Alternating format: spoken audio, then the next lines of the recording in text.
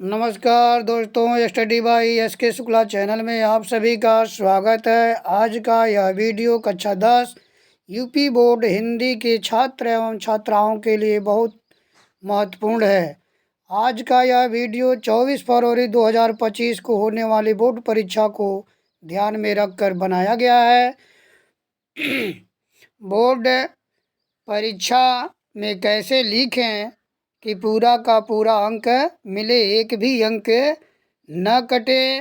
तो आइए वीडियो शुरू करते हैं।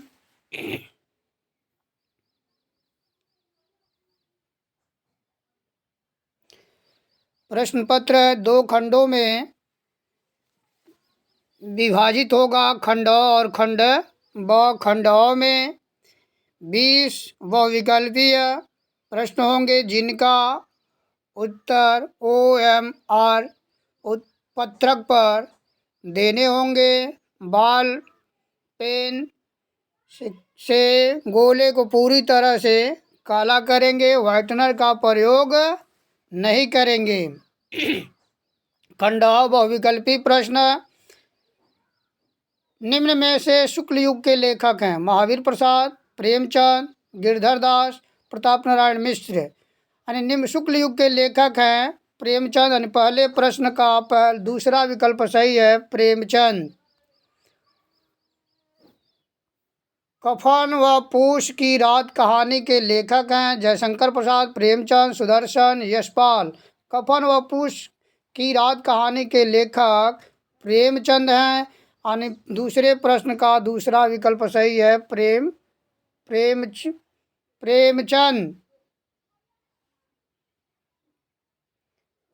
प्रेमचंद।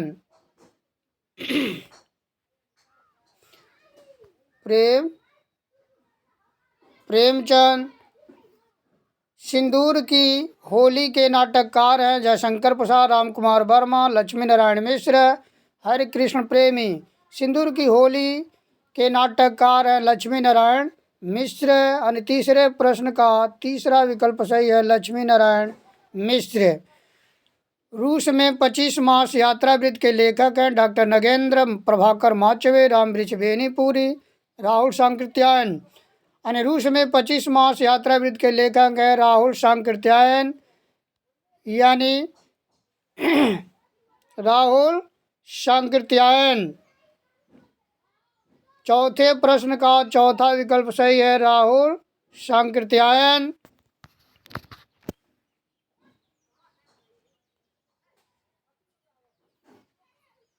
बाजे पायलिया के घुंघरू के लेखक कौन है? कन्हैयालाल मिश्र, प्रभाकर, देवेंद्र सत्यार्थी, माखनलाल चतुर्वेदी, रामवृक्ष बेनीपुरी।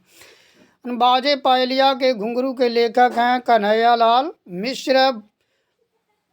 पांचवें प्रश्न का पहला विकल्प सही है, कन्हैयालाल मिश्र। बाजे पायलिया के घुंघरू रचना की विधा है संस्मरण। रीतकाल को अलंकृत काल किस विद्वान ने कहा है? विश्वनाथ प्रसाद मिश्र ने, मिश्र बंधुओं ने, रामचंद्र शुक्ल ने, जॉर्ज ग्रियर्सन ने। यानी रीतकाल को अलंकृत काल मिश्र बंधुओं ने कहा है। यानी छठवें प्रश्न का दूसरा विकल्प सही है, मिश्र बंधुओं ने। मिश्र बंधुओं ने। निम्नलिखित में से कौन सी कीर्ति रीतकालीन कविदेव की नहीं है? कवि प्रिया, भाव विलास, भवानी विलास, रस विलास। यानी रीतकालीन कविदेव की रचना कवि प्रिया नहीं है। यानी सातवें प्रश्न का पहला विकल्प सही है, कवि प्रिया। भाव विलास, भवानी विलास, रस विलास तीनों रचनाएं रीतकालीन कविदेव की हैं।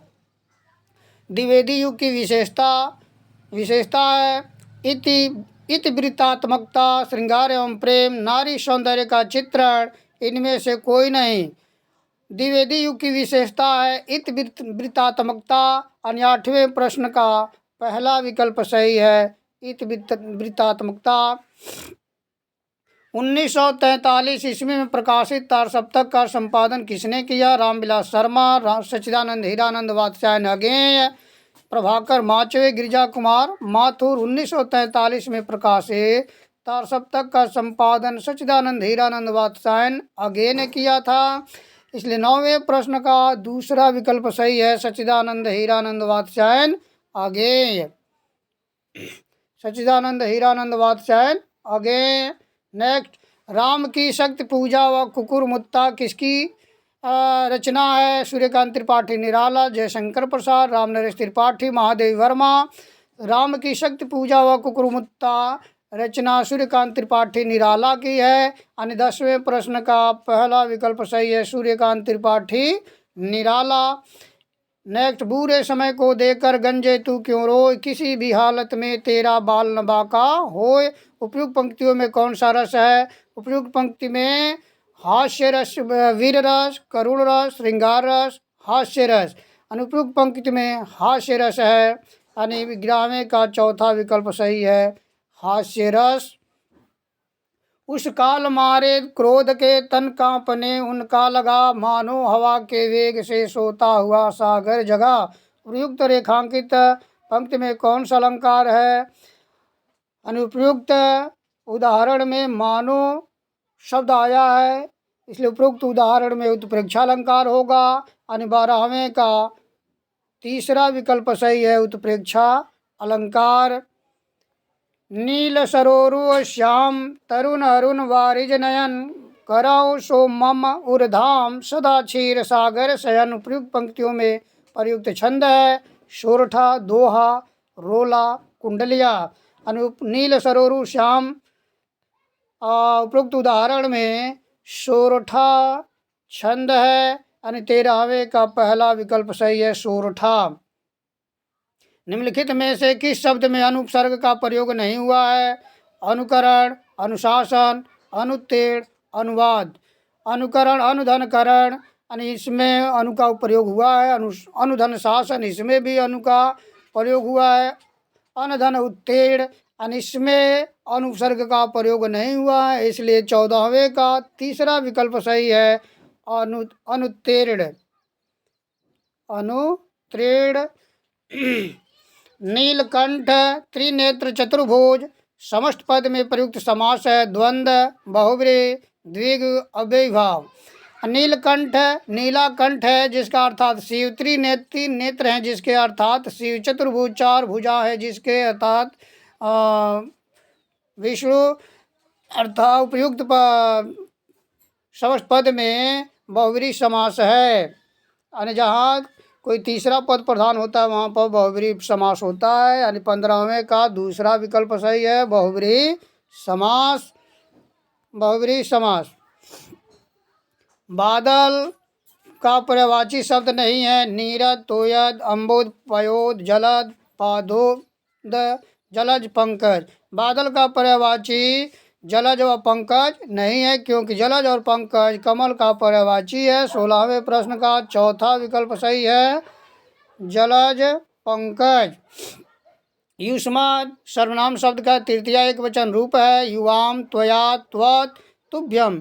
युष्मद् सर्वनाम का तृतीया एक वचन रूप है, त्वया, यानी त्वया। यानी 17वें प्रश्न का दूसरा विकल्प सही है, आंधी आई और हम घर भागने लगे। रचना के आधार पर इस वाक्य का प्रकार है। आंधी आई और हम घर भागने लगे, रचना के आधार पर इस वाक्य का प्रकार है, संयुक्त वाक्य, सरल वाक्य, मिश्र वाक्य, संयुक्त वाक्य, इनमें से कोई नहीं, तो संयुक्त वाक्य सही। यानी 18वें का तीसरा विकल्प सही है, संयुक्त वाक्य।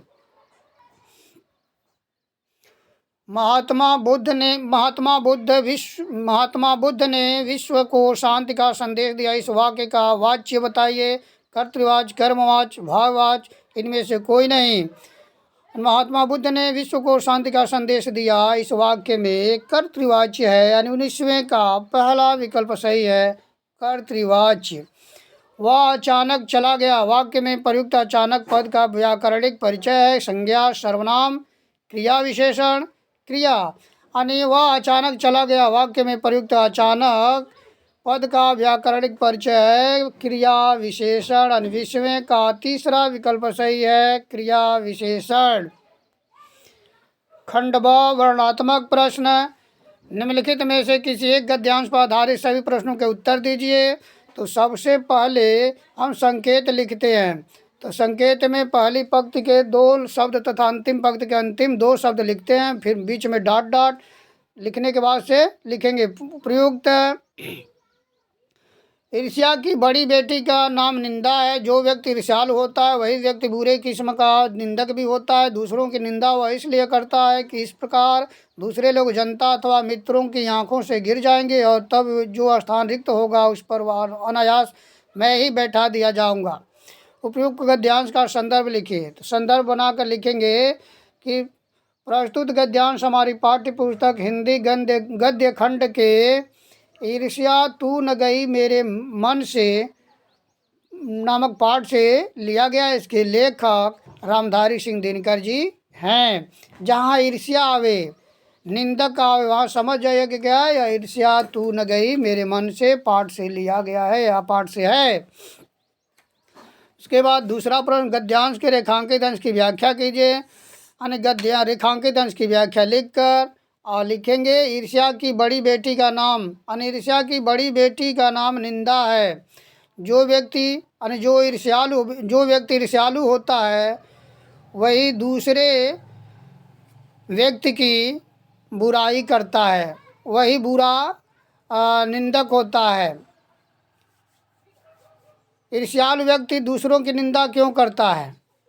ईर्ष्यालु व्यक्ति दूसरों की निंदा क्यों करता है? ईर्ष्यालु व्यक्ति दूसरों को नीचा दिखाने के लिए दूसरों की निंदा करता है ताकि समाज के नज़रों के सामने वे गिर जाएं और जो स्थान खाली हो उस पर वह बैठा दिया जाए और उसे सम्मान मिल सके।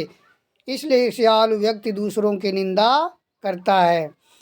अथवा कुसंग का ज्वर सबसे भयानक होता है। यह केवल नीति और सद्वृत्ति, यहाँ सद्वृत्ति होना चाहिए, सद्वृत्ति का ही नाश नहीं करता बल्कि बुद्धि का भी क्षय करता है। किसी युवा पुरुष की संगत यदि बुरी होगी तो वह उसके पैरों में बंधी चक्की के समान होगी जो उसे दिन दिन अवनति के गड्ढे में गिराती जाएगी, और यदि अच्छी होगी तो सहारा देने वाली बाहु के समान होगी जो उसे निरंतर उन्नति की ओर ले जाएगी। प्रयुक्त गद्यांश का संदर्भ लिखिए। तो संदर्भ लिखकर लिखेंगे प्रस्तुत गद्यांश हमारी पाठ्य पुस्तक हिंदी गद्य खंड के पाठ मित्रता से लिया गया है। इसके लेखक आचार्य रामचंद्र शुक्ल जी हैं। गद्यांश के रेखांकित अंश की व्याख्या प्रश्न नंबर 2 लिख करके रेखांकित अंश की व्याख्या लिखेंगे और फिर लिखेंगे कुसंग का ज्वर सबसे भयानक होता है। बुरी संगत, लेखक आचार्य रामचंद्र शुक्ल जी कहते हैं कि बुरी संगत का बुखार सबसे भयानक, सबसे खतरनाक होता है। वह केवल नीति और अच्छे आचरण का ही नाश नहीं करता बल्कि बुद्धि को भी नष्ट करता है। कुसंग की तुलना किससे की गई है? लेकिन कुसंग की तुलना किससे की गई है? यानी कुसंग की तुलना पैरों में बंधी हुई चक्की से की गई है। यानी बुरी कुसंग की तुलना किससे की गई है? यानी पैरों में बंधी हुई चक्की से की गई है। नेक्स्ट, चाह नहीं, निम्नलिखित में से किसी एक पद्यांश पर आधारित सभी प्रश्नों के उत्तर दीजिए। चाह नहीं मैं सुरबाला के गहनों में गूथा जाऊं, चाह नहीं प्रेमी माला में बिन प्यारी को ललचाऊं, चाह नहीं सम्राटों के सौ पर हे हरि डाला जाऊं, चाह नहीं देवों के सिर पर चढ़ूं भाग्य पर इठलाऊं, मुझे तोड़ लेना बनमाली उस पथ में देना तुम फें, मातृभूमि पर शीश चढ़ाने जिस पथ जावे वीर अनेक। इससे संबंधित प्रश्न है। उपयुक्त पद्यांश का संदर्भ लिखिए। तो प्रस्तुत पद्यांश हमारी पाठ्य पुस्तक हिंदी काव्य खंड के पुष्प की अभिलाषा शीर्षक से लिया गया है। इसके कवि माखनलाल चतुर्वेदी जी हैं। पद्यांश के रेखांकित अंश की व्याख्या प्रश्न नंबर 2 का उत्तर। रेखांकित अंश की व्याख्या हेडिंग बनाकर लिखेंगे। कवि कहता, कवि देश प्रेम की भावना को पुष्प के अभिलाषा के रूप में व्यक्त करते हुए कहता है कि चाह नहीं मैं सुरबाला के गहनों में गूथा जाऊं। यानी पुष्प की यह अभिलाषा नहीं है कि वह देव कन्याओं के गहनों में गूथा जाए। उसकी यह भी इच्छा नहीं है कि प्रेमी या प्रेमिका के द्वारा बनाए गए माला में गूँथ कर वह प्रेमिका को अपनी सुंदरता से आकर्षित करे। नेक्स्ट, पुष्प वनमाली के समक्ष अपनी कौन सी इच्छा चाह प्रकट करता है, यानी पुष्प वनमाली के समक्ष अपनी यह इच्छा प्रकट करता है कि हे वनमाली, तू मुझे तोड़कर उस पथ में देना, उस पथ में फेंक देना, मातृभूमि पर शीश चढ़ाने जिस पथ जहाँ वीर अनेक। यानी हे वनमाली, तुम मुझे तोड़कर उस पथ में फेंक देना जिस मार्ग से मातृभूमि की रक्षा करने के लिए वीर सपूत जा रहे हो। उधो जाओ तुम्हें हम जाने, श्याम तुम्हें यह कौन नहीं पठयो, तुम हो बीच भुलाने। ब्रज नारिन सौ जोग कहत हो, बात कहत न लजाने। बड़े लोग न विवेक तुम्हारे, ऐसे भय अयाने। हम सो कही लई हम कही कह, जिय गुण ले सयाने। कह अबला कह दशा दिगंबर, मष्ट करो पहचाने। साच कहो तुमको अपनी सौ, बूझत बात निदाने। सूर श्याम जब तुम्हें पठायो, तब न कहूँ मुस्काने। यानी इससे संबंधित नीचे प्रश्न दिया हुआ, उपयुक्त पद्यांश का संदर्भ लिखिए। तो संदर्भ हेडिंग बनाकर लिखेंगे कि प्रस्तुत पद्यांश हमारी पाठ्य पुस्तक हिंदी काव्य खंड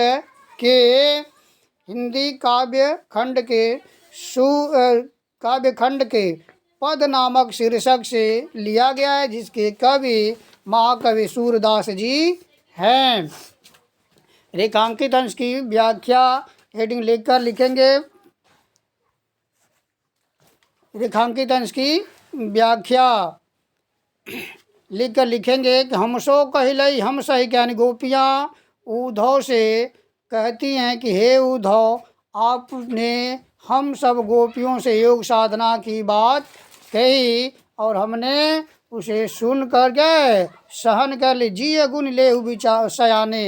हे चतुर उद्धव जी, आप अपने हृदय में सोचिए, कहाँ अबला कहाँ दशा दिगम, कहाँ हम सब अबलाएं और कहाँ यह दिशा दिगंबर। दशा दिगम दिशा ही जिसके वस्त्र हैं, मष्ट करो पहचाने। हे उद्धव जी, आप चुप हो जाइए, हम सब गोपियाँ आपको पहचान गई हैं, हम सब गोपियाँ आपको पहचान गई हैं। ब्रज नारिन सौ जो कहत हो, बात कहत न लजाने, से क्या तात्पर्य स्पष्ट कीजिए। ब्रज नारिन सो जोग कहत हो, बात कहत न लजाने, से यह तात्पर्य है, यानी गोपियाँ उद्धव से कहती हैं कि हे उद्धव जी, ब्रज की स्त्रियों से योग साधना की बात कहते हुए आपको लज्जा नहीं आई। नेक्स्ट,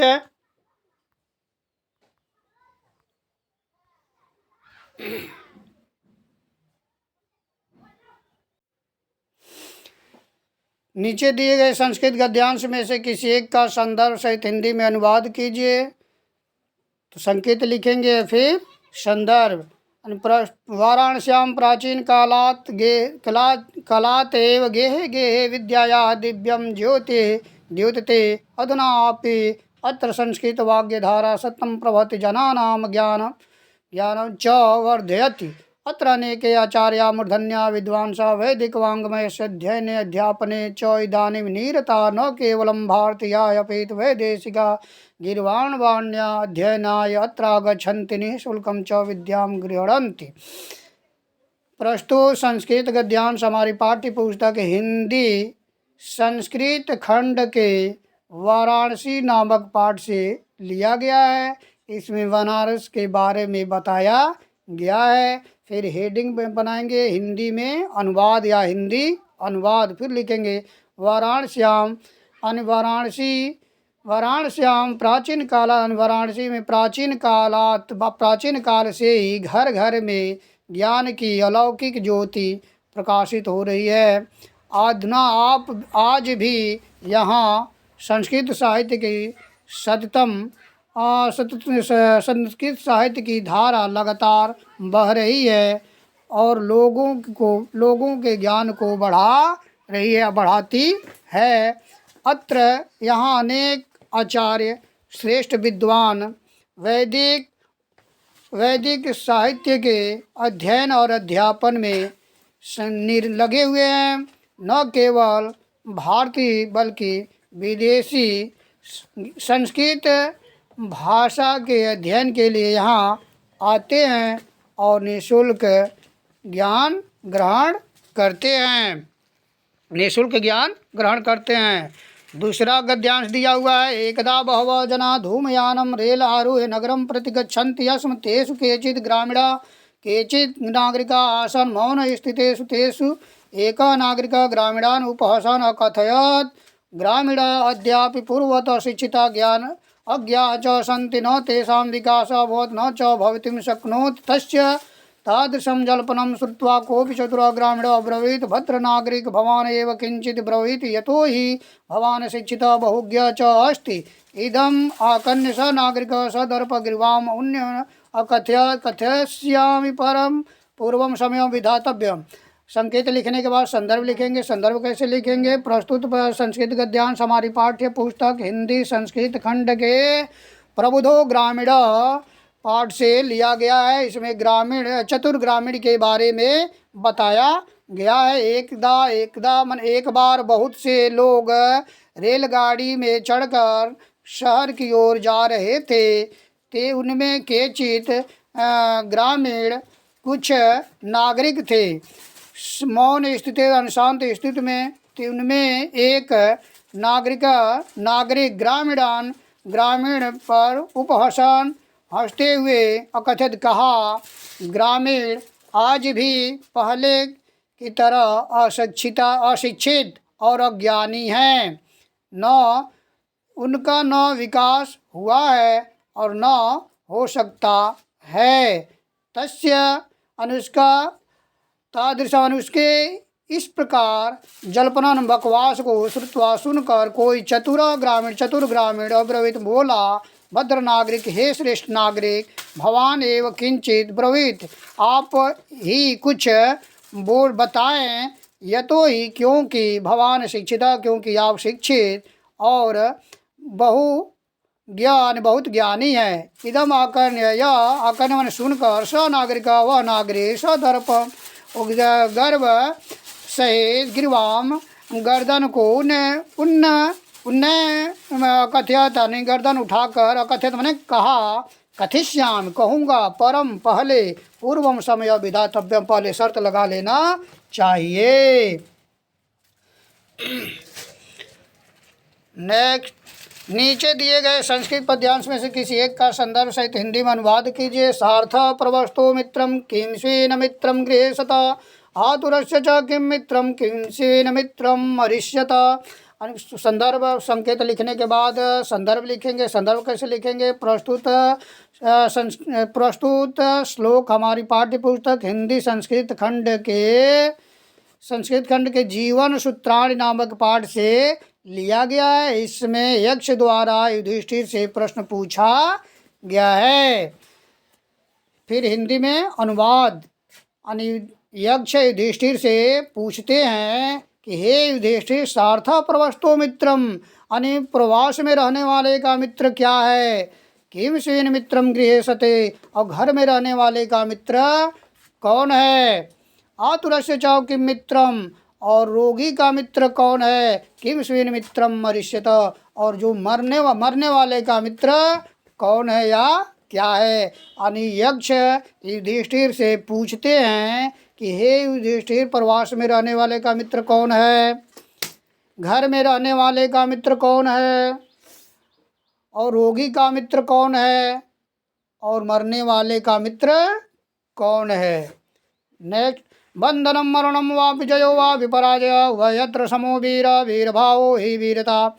संदर्भ संकेत जैसा बताया वैसे लिखेंगे। संदर्भ प्रस्तुत संस्कृत श्लोक हमारी पाठ्य पुस्तक हिंदी संस्कृत खंड के वीर वीरेण पूज्यते नामक पाठ से लिया गया है। इसमें वीरता के बारे में बताया गया है। बंधनम मरणम वापि, बंधन हो, वापि मन या मरण, बंधन हो या मरण, जयो वापि पराजय, जय हो या पराजय, उभयत्र समो वीर, दोनों परिस्थितियों में जो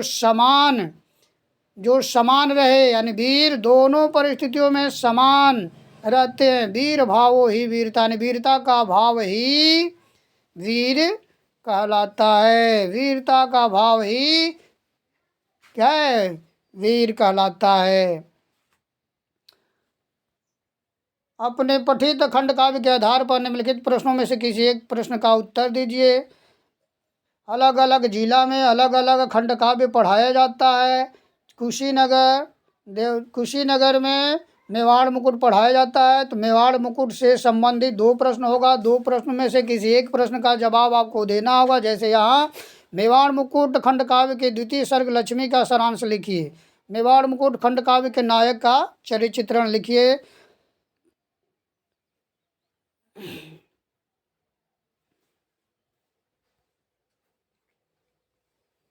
नेक्स्ट, दिए गए लेखकों में से किसी एक लेखक का जीवन परिचय देते हुए उनकी एक प्रमुख रचना का उल्लेख कीजिए। डॉक्टर राजेंद्र प्रसाद, आचार्य रामचंद्र शुक्ल, पद्मलाल, पुन्नालाल बख्शी, रामधारी सिंह दिनकर। तो जीवन परिचय कैसे लिखेंगे? तो सबसे पहले किसी भी लेखक या कवि का जीवन परिचय लिखेंगे तो संक्षिप्त परिचय लिखेंगे। संक्षिप्त परिचय में जन्म स्थान, पिता का नाम, माता का नाम, शैक्षिक योग्यता, पुरस्कार, भाषा, रचना और फिर अंत में मृत्यु, और फिर लिखेंगे। उसके बाद फॉर्मेट होना चाहिए, लास्ट में रचना लिखना होगा कम से कम, क्योंकि 3 धन 2 यानी 2 नंबर रचना पर होता है, तो कम से कम 2 से 4 रचना आप अवश्य लिखेंगे, तब आपको पूरा का पूरा नंबर मिलेगा, अन्यथा नंबर पूरा नहीं मिलेगा। अपनी पाठ्य पुस्तक के संस्कृत खंड से कंठस्थ एक श्लोक लिखिए जो इस प्रश्न पत्र में न आया हो। कम से कम 3 श्लोक याद रखेंगे, क्योंकि 2 श्लोक अगर पेपर में पूछा जाए तो 1 श्लोक आप आसानी से लिख सकें। श्लोक के लिए 2 नंबर निर्धारित है। प्रार्थना पत्र होगा, प्रार्थना पत्र आप देख लेंगे।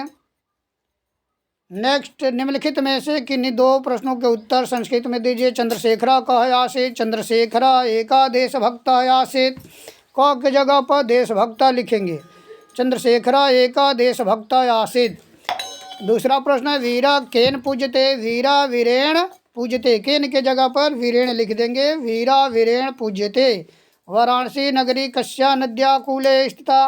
वाराणसी नगरी कस्या को हटा करके गंगाया नद्या कूले स्थिता। वाराणसी नगरी गंगाया नद्या कूले स्थिता। ज्ञानम कुत्र संभवत? कुत्र को हटाकर लिखेंगे ज्ञानम कुत्र संभवत, यानी ज्ञानम सर्वत्र संभवत। और उसके बाद निबंध होगा, तो निबंध के लिए आप अपने भाषा शैली में लिखेंगे, लेकिन सबसे पहले आप लिखेंगे रूपरेखा, और रूपरेखा में एक हेडिंग बनाएंगे प्रस्तावना, और प्रस्तावना के बाद जिस विषय पर लिखेंगे उस विषय को लिखेंगे। उसके बारे में उस विषय पर कौन कौन से आप हेडिंग बनाएंगे उसको लिखेंगे, और फिर एक हेडिंग आप बनाएंगे क्या? उपसंहार लिखेंगे। और फिर जितना आप रूपरेखा में हेडिंग बनाए रहेंगे वह एक एक करके अपनी उत्तर पुस्तिका में लिख कर उसके बारे में कुछ लिखेंगे, और इस तरह से आपका पूरा क्या होगा? पूरा होगा। इस पूरा वीडियो होता है। मुझे उम्मीद है कि आप लोगों को यह वीडियो पसंद आएगी। पसंद आने पर हमारे चैनल को सब्सक्राइब व लाइक ज़रूर करें। धन्यवाद।